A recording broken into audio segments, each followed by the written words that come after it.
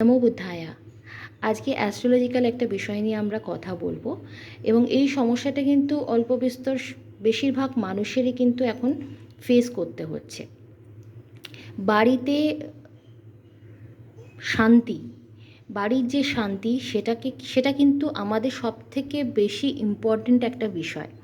আমরা যতই ক্যারিয়ারিস্টিক হই না কেন, আমরা যতই নিজেদের উপর নির্ভরশীল হই না কেন, দিনের শেষে যখন আমরা বাড়িতে ফিরি তখন যদি আমাদের বাড়িতে শান্তিপূর্ণ সিচুয়েশন না থাকে তখন কিন্তু মনে হয় যে পুরো লাইফটাই আমাদের কিন্তু বরবাদ হয়ে যাচ্ছে। তো কাদের ক্ষেত্রে এরকম সিচুয়েশন হয়? এরকমও সিচুয়েশন হয় যে প্রচুর টাকা ইনকাম করে, প্রচুর হয়তো সে সোশ্যালি হয়তো অনেক বেশি হাই স্ট্যাটাস, বাট কিন্তু তার লাইফে কোনো শান্তি নেই। এর কারণটা কী? আজকে একটা চার্ট আমার কাছে রয়েছে, এই চার্টটা দিয়ে আমরা আজকে এক্সপ্লেন করব ব্যাপারটা কী। দেখতেই পাচ্ছেন যে এখানে একটা বার্থ চার্ট রয়েছে। আপনাদের ডেট অফ বার্থ দিয়ে এই চার্টগুলো তৈরি করা হয়।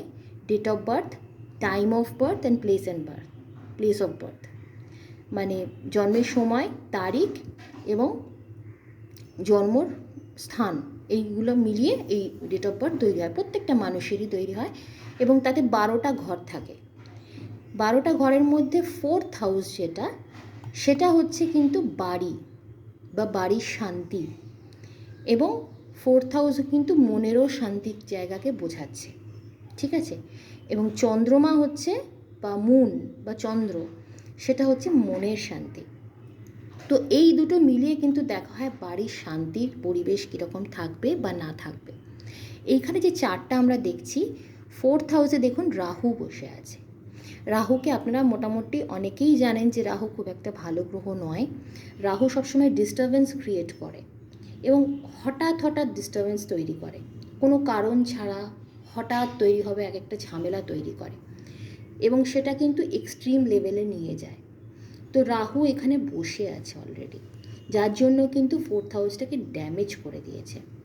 রাহু ছাড়াও এখানে আরও অনেক খারাপ গ্রহও আছে, কিন্তু রাহু যেহেতু বসে আছে এটার প্রভাবটা সবথেকে বেশি থাকবে বা এফেক্টটা সবথেকে বেশি থাকবে।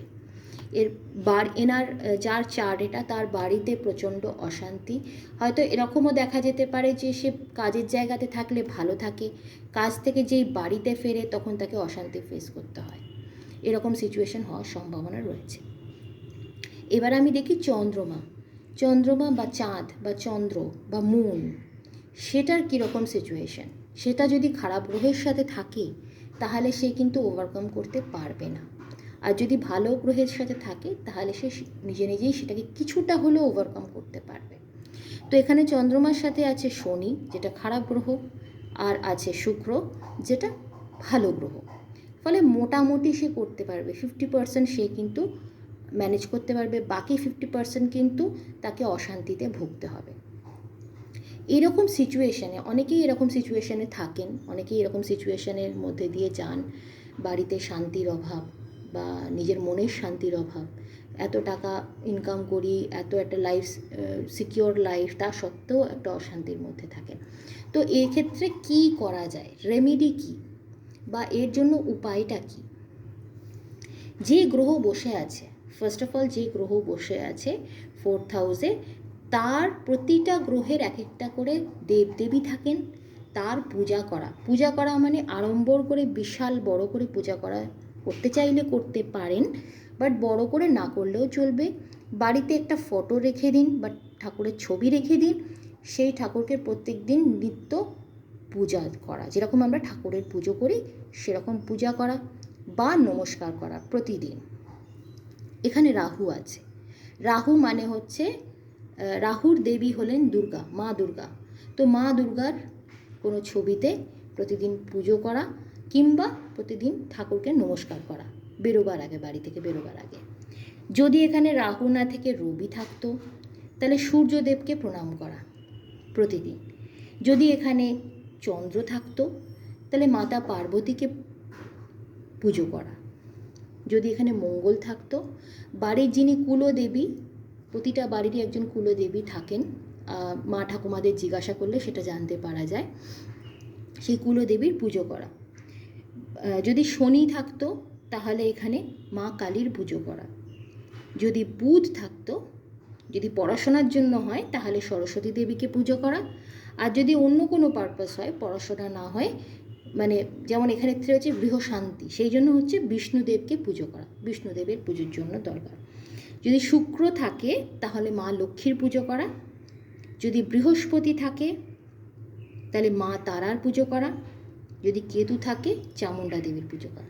এখানে আপনারা প্রশ্ন করতেই পারেন যে বৃহস্পতি, শুক্র, বুধ এগুলো তো ভালো গ্রহ, তাহলে কেন পুজো করব? যেই গ্রহ থাকবে, খারাপ গ্রহ থাকলে তো পুজো করতেই হবে। যদি ভালো গ্রহ থাকে, আপনি যদি পুজো করেন, আপনার বাড়িতে কোনো অশান্তির পরিবেশ কোনো দিনই তৈরি হবে না। এটা হচ্ছে বিষয়। এবার বলি যে কি করে জানবেন যে আপনার বার্থ চার্টে কি আছে। সবার পক্ষে তো জানা সম্ভব নয় যে বার্থ চার্টে 4th হাউসে আমার কোন গ্রহ আছে, আমি কিভাবে কি করব। যারা জানতে ইচ্ছুক তাদের ক্ষেত্রে আমি বলবো যে আমার নিচে ফোন নাম্বার দেওয়া রয়েছে, এটাই আমার হোয়াটসঅ্যাপ নাম্বার। তো আপনাদের date of birth, time of birth and place of birth, এই 3টে জিনিস আমাকে হোয়াটসঅ্যাপ করুন। এটার চার্জেস কি আছে সেটাও আমি আপনাদেরকে বলে দেবো। অবশ্যই দেখার পরে চার্জেস থাকবে, দেখিয়ে দেওয়ার পরে চার্জেস থাকে। অনলাইনে আমরা দেখি, অনলাইনে আপনাকে বার্থ চার্ট প্রোভাইড করা হবে। আবারও বলছি, জন্ম সময়, জন্ম তারিখ এবং জন্মের স্থান, এই 3টে জিনিস আমাকে হোয়াটসঅ্যাপ করুন এই নাম্বারে। আমি আপনাদের যা যা কোয়ারিজ রয়েছে এই রিলেটেড, সেক্ষেত্রে আমরা প্রোভাইড করতে পারবো। ভালো থাকবেন। আশা করি আমার ভিডিওটি আপনাদের ভালো লাগলো।